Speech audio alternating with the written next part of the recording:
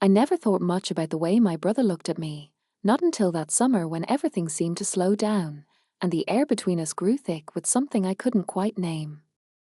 I suppose, in a way, it had always been there, lingering beneath the surface of our interactions, hidden within the small moments that most people wouldn't think twice about.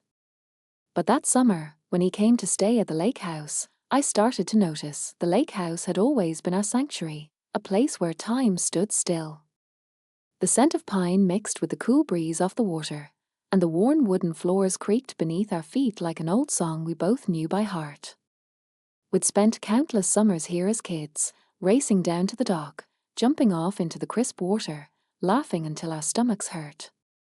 But we weren't kids anymore, and this time, things felt different. I caught him watching me one afternoon as I stood on the porch, my fingers tracing the rim of my glass, lost in thought. His gaze was steady, contemplative, and when our eyes met, he didn't look away. Instead, he smiled softly, that familiar crooked smile that had always made me feel safe. But now, it felt different, like there was a question behind it. "You okay?" he asked, stepping out onto the porch beside me. "Yeah," I replied, forcing a smile.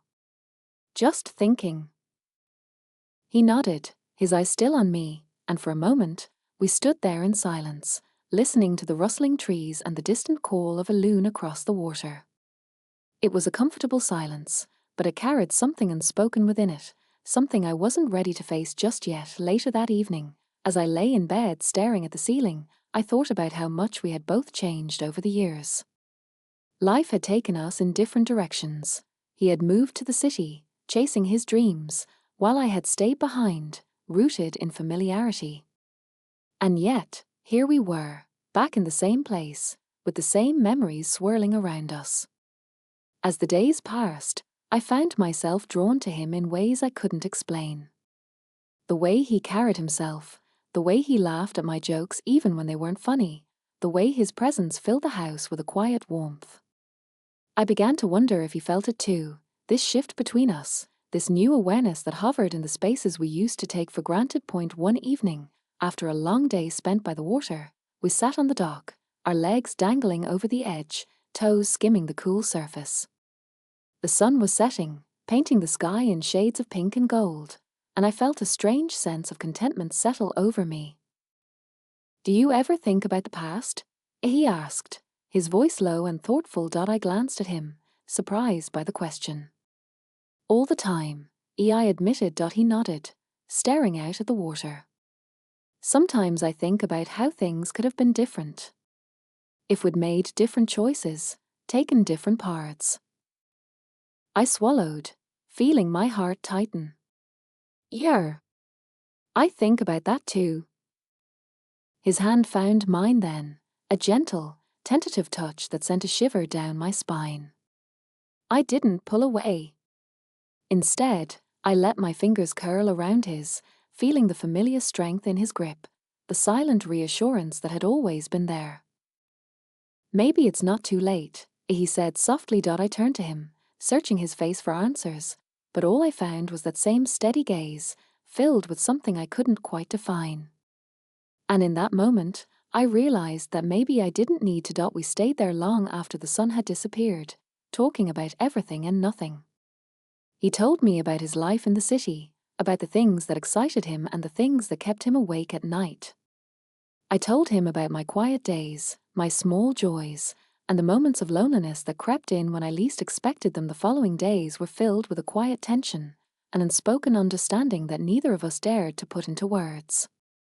And yet, it was there in every shared glance, every lingering touch, every moment spent in each other's company. One afternoon, as I stood in the kitchen preparing lunch, he came up behind me, his presence warm and solid. I felt his hand on my waist, light but intentional, and my breath caught in my throat. "Is this okay?" he murmured, his voice barely above a whisper. I closed my eyes, letting the moment settle over me like a gentle tide. "Yes," I whispered back, turning to face him. His eyes searched mine, and for the first time, I saw the vulnerability there, the uncertainty that mirrored my own.